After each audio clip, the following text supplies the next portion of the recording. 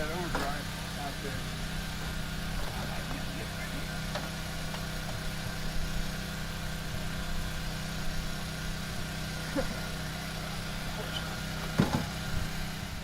Just fall out. Yeah. You see that it's is it double studded? It won't come out? Yeah. Because it was loose. And they put the starter on it, and the starter was making this noise. It was loose. The starter was loose. Look at that, man, you're 5/8.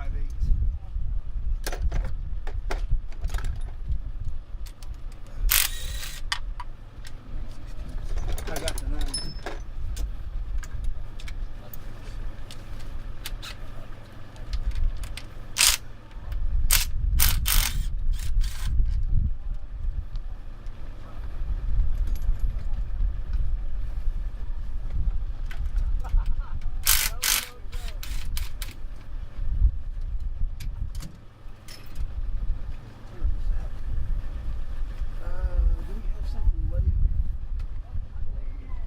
I just want to make sure we don't get any gear. Well, let's see here.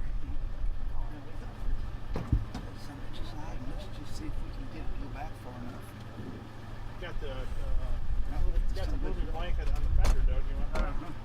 That's okay. Let's just see if we can. We want you to slide her back. Let's see.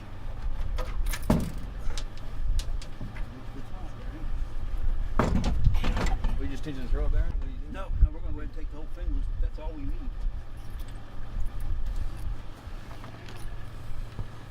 As show Matt right there. Jesus. Oh, you're doing some video? Yeah. You want to take that up? Oh, yeah. Yeah, that's it. Thanks, Russ. So we'll There's your problem. dump all that there. So when you put one back in, it's best that you take and put a pilot stud here.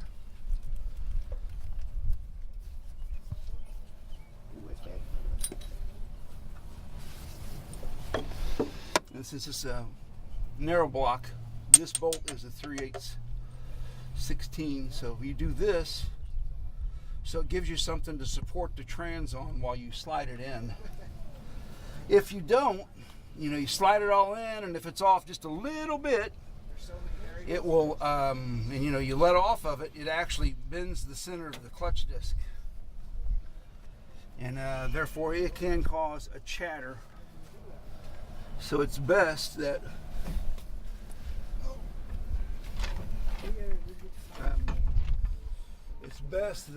you put these in there, and this makes it so it really eases it. Then you can just simply put a bolt down in the corner. It holds it in place. It doesn't let the trans rest on the clutch disc. Because even, if soon as you let off of it, it is milliseconds. As soon as you let off of it, especially on an overdrive, the weight of the trans just bends the center of the disc and can cause chatter after you're done. So new good parts absolutely were ruined when they were installed, or you actually did damage to them. Not so much ruined, you did damage to them. It bends the center of the disc. So it's easier just to use these and slide it up on there. As it starts in, you've got a guide, and then it hits the guide. It'll let you wiggle it into place. And it makes it so much easier to install. I'm sitting here inspecting the input shaft and stuff. Boy, this thing was it making a lot of noise? It made some noise as we were going up the grade. Because this thing is like blue in here. I mean, it is really hot. This is it's like it's been heat treated.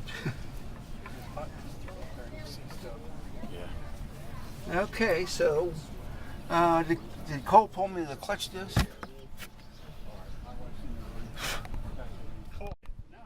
It's always a 7/16 14. And it depends on what year. Like this particular car is a step-down car. Narrow block is 48, 9, and 50. This is always a 3/8 course bolt. Starting in 51, they're all 7/16 14. Here, 11 o'clock, 1 o'clock, and at 5 o'clock. The bolt, always make sure there's a bolt down at the bottom down there. While you're actually videoing that, always make sure these dowels are in place. There's a dowel here and here on step downs. Every one of them, doesn't matter what engine. It doesn't matter if it's a 8 or any of the 3 big 6s. There is a dowel right here and down here. It's at 11 o'clock and 5 o'clock. They have to be there. If those dowels aren't there, it can be slightly off and it will wear the input shaft out because of misalignment. It's really important, those dowels, and always refer to the shop manual. 47 and earlier only has one visible dowel, but the rear support plate has the other. You'll also notice in the book 47 and earlier, at the 5 o'clock position where this dowel is on a step down, is a special shouldered bolt. It has to be there in order for proper alignment. You know, you're trying to reduce any possibility of chatter or clutch problems. You know, that's a unique thing about a Hudson wet clutch, is when they're right, they're absolutely smooth and they're a pleasure to drive. It makes it unlike any other car. But if it's misaligned, it'll chatter, and that chatter will be a concern or a problem. So it's best that, you know, make sure that it's done. Make sure those are there. Always refer to the shop manual. The shop manual describes those dowels very close, very clearly. Okay, now we're ready for the clutch alignment tool, which is right here. These are what we supply here. This particular one has this in it because this is the one I use in the shop. But yeah, we supply this. It's cut off like this on purpose, so you can slide it in place.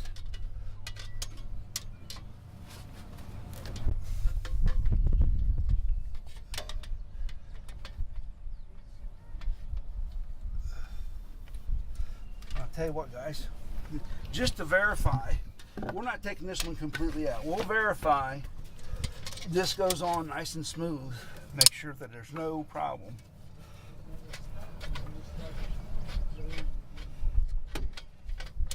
And it does, so we're good. So it's easier to check now versus putting it all in and have a problem where you're fighting it.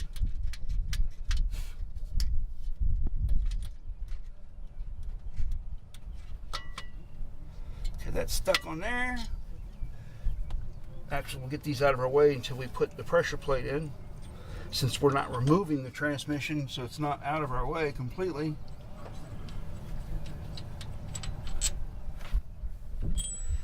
And we're going to put a little silicone on it and reuse this gasket here.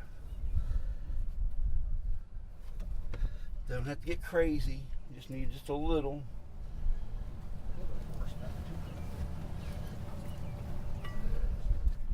Actually, holler at him, ask him if he's got. Cole, you got a clutch gasket?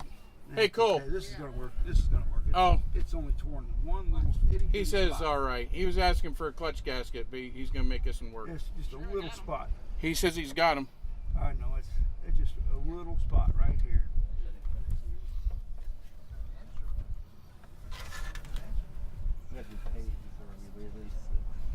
Yeah. Yeah, I mean, it's good.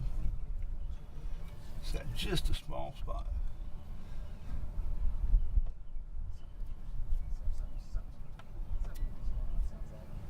Normally, you don't need to put any sealer on them, really. You can just install them without it.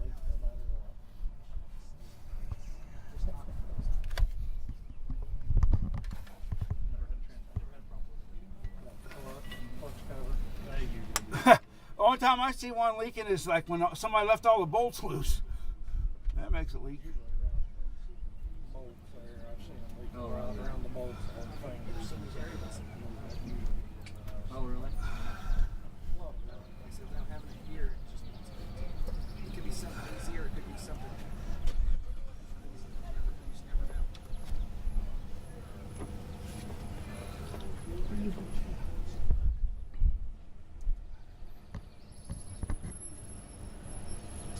Okay, so we're getting ready to put the transmission back in. We'll put these bolts back in there. Okay. But something that a lot of people forget, and that is, so we're going to put these back in. We discussed this. This is to assist us lining this trans up and sliding it together. Oh, I have to put my bell housing on. I'm just a little hot, so. Need more water, Dick? Yes, I do need some more water.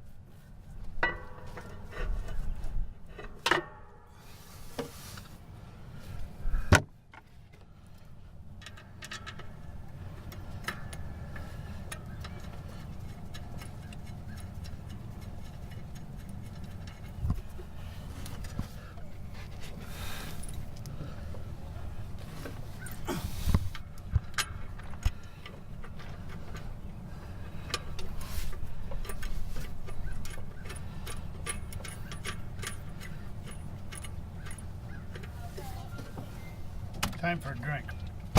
Where's that clutch alignment? Right where you got it.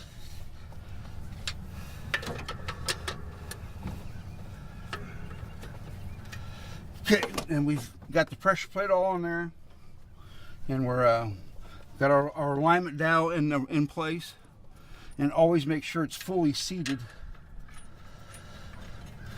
I'm going to start all the bolts, and then make sure that that is still fully seated before you start tightening the bolts. Because if it's just a little bit off, it will not line up. And you know, yes, you can force it, but that is not recommended at all. So, you know, forcing something means something's wrong. It would have been easier just to stop, check, see what was wrong. Because somehow, some way, it's always been my experience that you will be dealing with it somehow, some way. Again. So when it's all apart is the best time to find out what was wrong.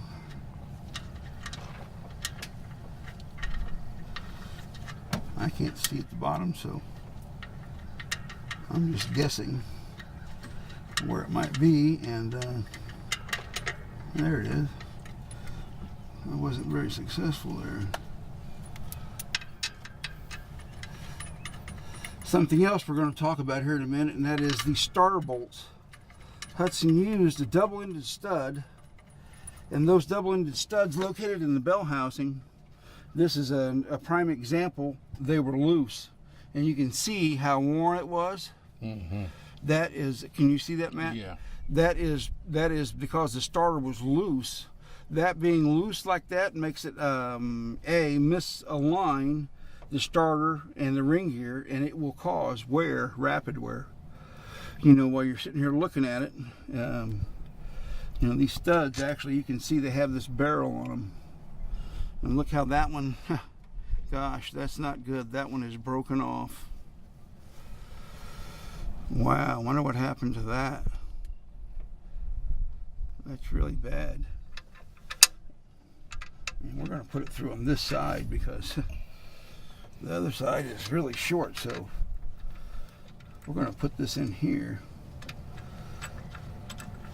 Those are a special stud. They do align the trans, so it does need to be there. A lot of people don't put them back in, and you know, they just use regular bolts, and that is not recommended. It's been loose for a while.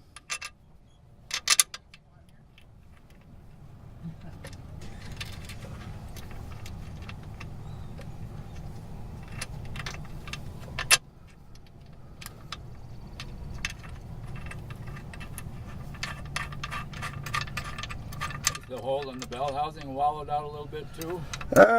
You know, I don't know. It Mainly just wear on the stud.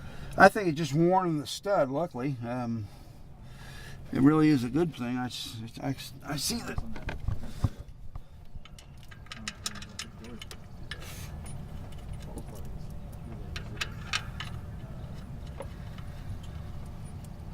Let me get all these bolts in, Mike, and I'm gonna go for my drink there. It's ready.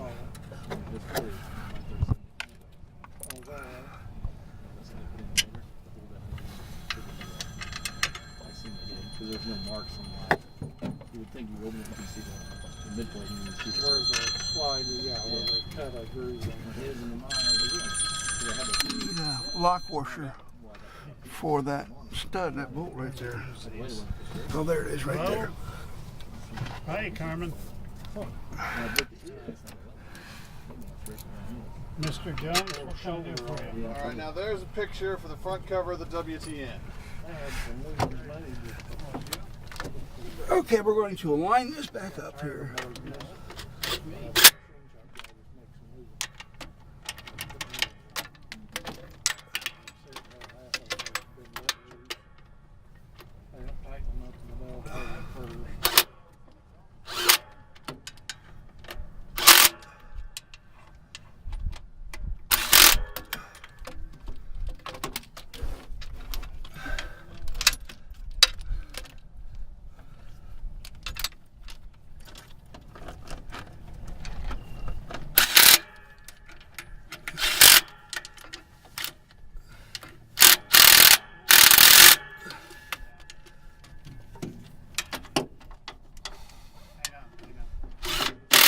I need a bottle of clutch fluid.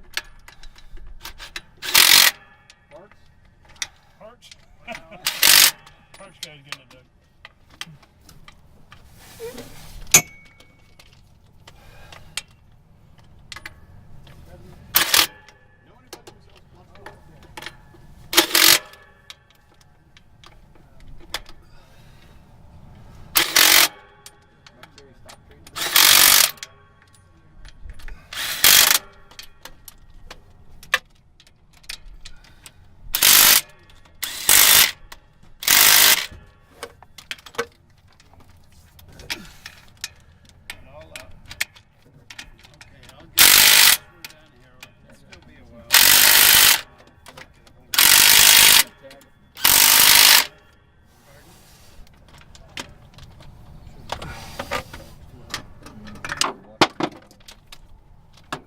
You can remove that now. Now that we're in place and it's not going to slip out of place, you can go ahead and take your alignment tool.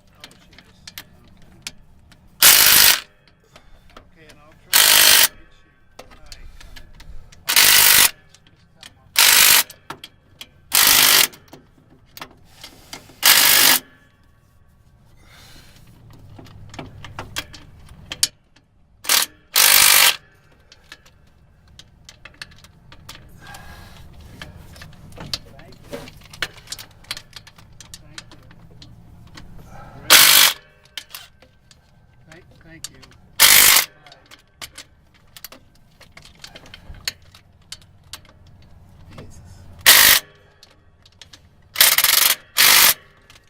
Okay.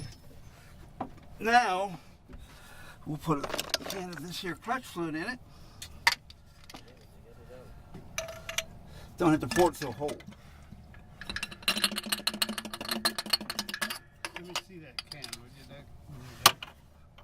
And the throwout bearing. I need a pair of vice grips. Oh yeah. You normally stick the finger height on them too, on that pressure plate. All right. Something that is different about a Hudson, most clutches, of course dry clutches, Hudson's unique, and that is that the throwout bearing is just pushed on the collar on the trans and you install the trans. The Hudson is not like that. The Hudson actually, this fits in the bell housing or the pressure plate, and you have to put that in there. If you don't, the odds are it will flip this seal inside out when you put it in, and you'll be leaking or clutch fluid, and you'll be taking it back apart. So I'm going to take this and we're going to put it, in place and verify that the little seal is in place. I'm just kind of doing it by feel because I can't really see it. And you want to make sure that seal goes all the way in, all the way around. Where do you live in New England? I'm in Grand Rapids, Michigan.